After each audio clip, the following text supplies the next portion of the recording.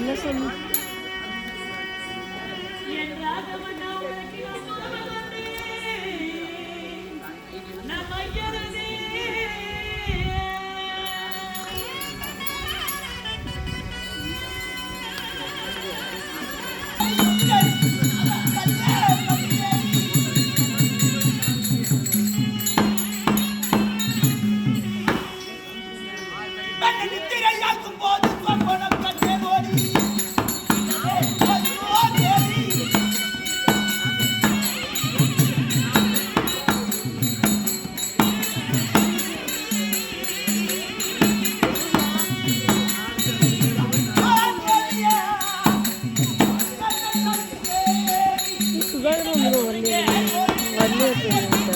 மலர்த்து சொன்னேன் விளையாட்டு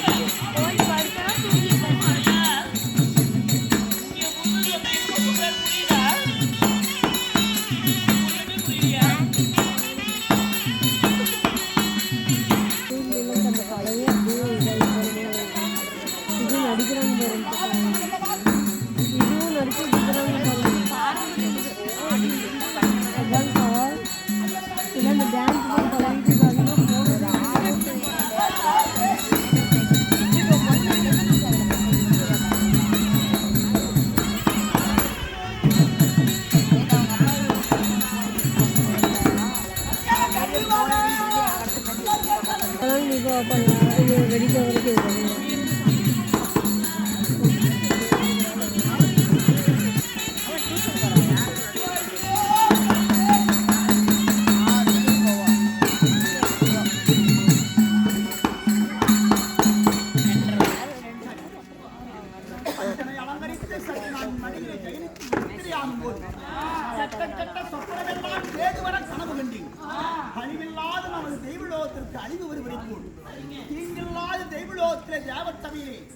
அமர்ந்திருக்கும் போது தீங்கு விழவ வருவதை போல் சொல்லாத கனவு கண்டேன் கண்டே நான் என்ன செய்வேன்?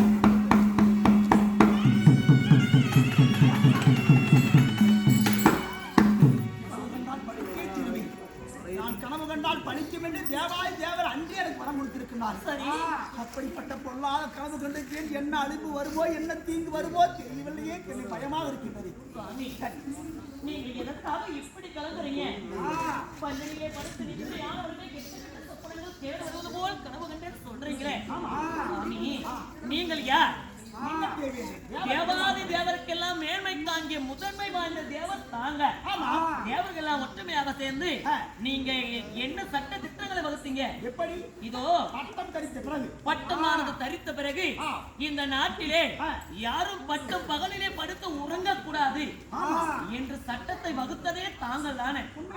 அப்படி சட்டத்தை வகுத்த தாங்களே அந்த விதிமுறைகளில் மீறி பகலிலே உறங்கிய காரணத்தினால்தான் உங்களுக்கு இப்படிப்பட்ட கெட்ட கனவுகள் எல்லாம் வந்ததே தவிர வேறு ஒன்றும் நடக்காது சுவாமி. ஏதோ என் மன திருப்திக்காக நீ எனக்கு ஆறுதல் கூறுகின்றார். எல்லாரும் சற்று பயமாக இருக்கு தெரியும் சுவாமி. நான் சொல்வது தங்களுக்கு நம்பிக்கை இல்லை என்றால் இது போன்ற பெரியவங்க எல்லாம் சொல்லியிருக்காங்க. எப்படி தெரியுமா? பட்டம் பகலிலே கண்ட கனவானது பலிக்காதுன்னு. பகல் கனவு பலிக்காது? ஆமாங்க. சரி சரி. அதனால பயப்பட வேண்டாங்க. சரி, ஏன்னா கேட்டு பாருங்க. ஏங்க பகல்ல கண்ட கனவு பலிக்குமா? சத்தமா சொல்லுங்க, புருஷன் கேட்கிற மாதிரி. பலிக்காது. இப்படிப்பட்ட பெரியவர்களே சொல்லிட்டாங்க. சரி சரி. நீங்க எதுக்காக இப்படி கலந்துறீங்க? கண்ணே, இருந்தாலும் என் மனம் சற்று கலக்கமாகவே இருக்கிறது சுவாமி. அதனால் தன்னுடைய மனக்கலக்கத்தை தீர்த்து வைப்பதற்காக இதோ நம்முடைய நாட்டில இருக்கக்கூடிய ரம்பை ஊர்வசி ரதி ரதி தேவி சித்திரா விசித்திரா என்று சொல்லக்கூடிய 7 நடினமானவர்களை வரவழைக்கிறேன். சிம்மாதனத்தில் அமருங்க. அவர்கள் நடினமானது தங்கள் முன்பே ஆடினால் அந்த நடினத்தை பார்த்தால் தங்களுடைய மனக்கலக்கமானது தீர்ந்து போகுங்க.